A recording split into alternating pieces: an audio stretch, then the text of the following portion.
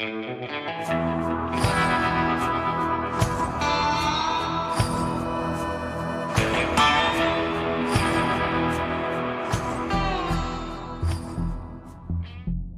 captain of cavalry with some colored troops near old Fort Quitman detailed 7 men and instructed the sergeant in charge to scout down the river as far east as Bosque Bonita, keep a sharp lookout for Indian signs, and report back to camp in 1 week. These troopers followed orders, and on their return journey camped for the night at Ojo Calienta, village at the place of the green bubbling hot springs. Next morning at break of day, the soldiers were preparing to cook breakfast when the Apaches fell upon them and killed every one except one at their first assault.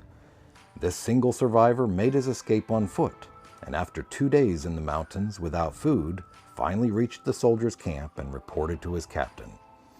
The Indians evidently located the soldier scout the evening before, but as they never make a night attack, they waited until daylight to massacre their victims. The Redskins captured all the soldiers' equipment and baggage, including 7 horses and 2 pack mules. They pillaged the camp and took everything movable away with them. Before resuming their journey, the Apaches took 6 stake pins made of iron and about 20 inches long that were used by the soldiers to drive into the ground to stake their horses to, and they drove one of these stakes through each soldier's corpse, pinning it firmly to the earth. The captured stock was killed and eaten, for the soldiers' animals were fat, while most of the ponies and little mules of the Apaches were worn out by constant use in the mountains and consequently of very poor quality. This band was not heard of again for nearly 2 months, until the warriors set upon the stagecoach at Quitman Canyon and killed the driver, Morgan, and the gambler, Crenshaw, a passenger. The reports about this stage robbery and murder, though, were so conflicting and the impression so strong that the driver and the passenger had themselves robbed the stage and made it Indian signs to avert suspicion that the captain deemed it best to go down to the canyon and investigate for himself.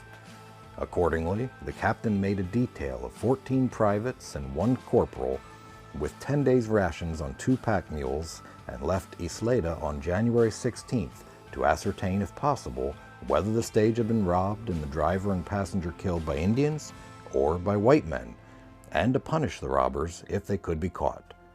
The morning of the 29th of January, the party was awakened by the guard and passed over the mountain's brow before daylight. There was some difficulty in picking up the trail, even though the captain, the lieutenant, and the Pueblo trackers had been up the evening before spying out the land. By stooping down with their faces close to the ground, the Pueblos got the trail leading north along the crest of the mountains. Soon, the Indian guides said in low voices, "Ahí está los Indios." The captain perceived the Apaches' campfires not over half a mile distant. Leaving a guard of 5 men with the horses, the Rangers advanced stealthily on foot. By taking advantage of the crest of the mountain, they crept within 200 yards of the camp, supposing the Indians were camped on the western slope of the hill. The Apaches, however, were cautious enough to put 1 teepee on the eastern slope, overlooking the valley and the approaches from that direction. The captain thereupon ordered the sergeant to take 7 men and make a detour to the left and attack that wigwam, while the lieutenant and himself with 17 men advanced on the eastern camp. Sheltering themselves behind some large Spanish dagger plants and advancing in Indian file, the attackers got within 100 yards of the enemy, who was apparently just out of bed, for it was then sunrise. Halting the men deployed to the right and left, and then kneeling, the Rangers gave the astonished Indians a deliberate volley. At the second fusillade, the Apaches broke and fled, and the Rangers charged the flying foe with a Texas yell. The sergeant executed his orders in gallant style. The Apaches on his side, alarmed and surprised by the fire of the captain's force, huddled together, and 3 were killed within 20 yards of their campfire. The Redskins ran like deer and made no resistance, for it was each man for himself. Nevertheless, as they fled, they were thickly peppered, as there were but 2 or 3 out of the party of 16 or 18 left, and of those that fled, they left a blood trail as they ran off. One Indian that the Rangers named Bigfoot, from his enormous tracks, ran up the mountain in full view for 400 yards, and not less than 200 shots were fired at him, but he passed over the hill. The sergeant and several men pursued the fugitive for 1.5 miles and found plenty of blood all the way.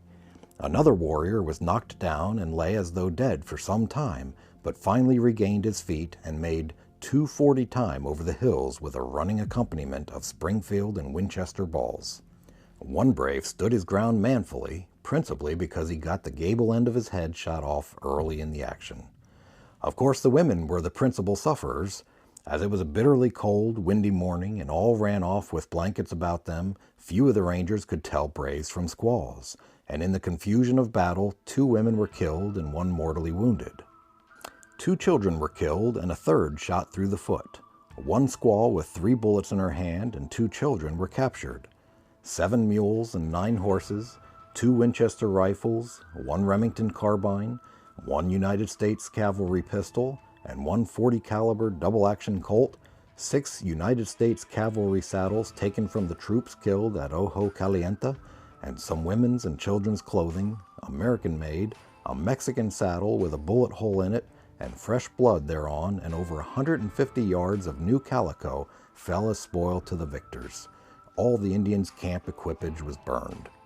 The victorious Rangers breakfasted on the battleground, as they had eaten nothing since dinner the day before. Some of the men found horsemeat good, while others feasted on venison and roasted mezcal.